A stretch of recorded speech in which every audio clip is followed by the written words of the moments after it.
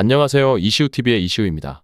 해당 분석은 초안 분석이며 최종 분석과 픽은 하단 댓글에 있는 링크로 문의 주시면 방입장 도와드리도록 하겠습니다. 방입장은 무료로 진행되며 절대 금전적인 요구를 일체하지 않습니다. 이번 분석은 승부식 100회차 국내 축구 총 4경기 분석 진행해 보겠습니다. 전북 현대는 현재 큰 위기에 처해 있습니다. 휴식기 동안에도 경기력이나 전술적인 측면에서 눈에 띄는 변화를 보이지 못했으며 이승우의 선발 출전에도 불구하고 공격력은 여전히 무딘 모습을 보였습니다. 이러한 상황에서 포항 스틸러스를 상대로도 전북의 부진이 계속될 가능성이 큽니다. 특히 포항은 공격적인 성향을 가진 광주를 상대로도 수비와 역습으로 효율적으로 경기를 풀어나가는 팀이라는 점을 무시할 수 없습니다. 전북은 이번 시즌 리그와 아챔에서 포항을 이겨본 적이 없을 정도로 포항을 상대로 고전하고 있습니다. 비록 현재 전북의 상황이 좋지 않지만 박태하 감독이 왼쪽 풀백 이태석을 반대발 윙어로 활용하는 등 전술적 변화를 시도하며 어느 정도 성공을 거두고 있습니다. 하지만 이러한 변화가 포항을 상대로 큰 효과를 발휘할 수 있을지는 미지수입니다. 포항은 공격적인 성향의 팀을 상대로 수비에 집중하며 쉽게 달려들지 않는 전략을 선호합니다. 상대에게 공간을 허용하지 않으며 오히려 자신들이 역습을 통해 공간을 효과적으로 활용하여 저득점 상황에서 신승을 거두는 경향이 있습니다. 이번 경기도 포항이 전북을 상대로 언더 양상에서 승리를 거둘 가능성이 높다고 예상됩니다. 전북이 포항을 상대로 공략할 수 있는 전술적 기대치는 낮아 보입니다. 특히 포항은 공격적인 팀을 상대로 자신들의 공간을 철저히 지키면서 상대의 전진을 유도하는 방식으로 경기를 풀어가고 있습니다. 이런 전략이 이번 시즌에도 전북을 상대로 실리를 챙기는 데 성공하고 있으며 이번 경기에서도 이러한 흐름이 이어질 가능성이 큽니다.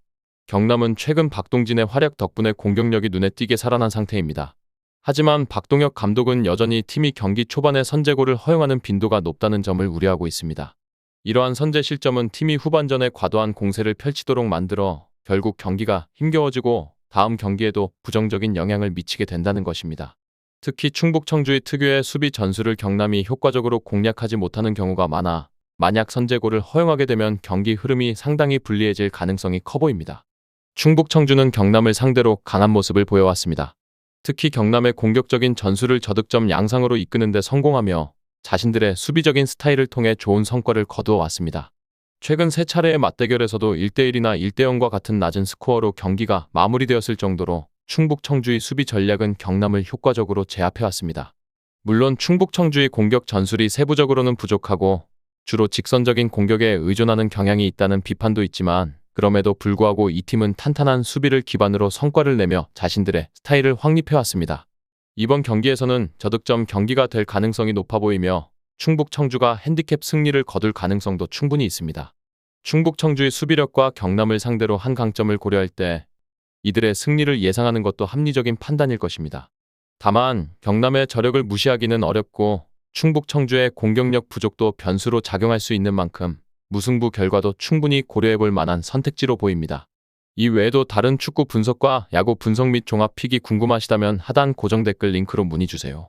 대전은 지난 경기에서 마사의 멀티골 덕분에 승리를 거두었습니다. 중원에서의 볼 순환이 원활해지며 긍정적인 부분이 보이긴 했지만 여전히 대전의 고질적인 문제는 완전히 해결되지 않은 모습이었습니다. 특히 선제골을 넣은 후 경기 주도권을 잃고 상대의 맹공에 밀리는 상황이 자주 발생하는데 이는 대전이 경기 후반에 추격골을 허용하게 되는 주요 원인으로 작용하고 있습니다. 실제로 지난 경기에서도 선제골 이후 수원에게 경기 흐름을 내주며 결국 페널티킥으로 동점골을 허용한 바 있습니다.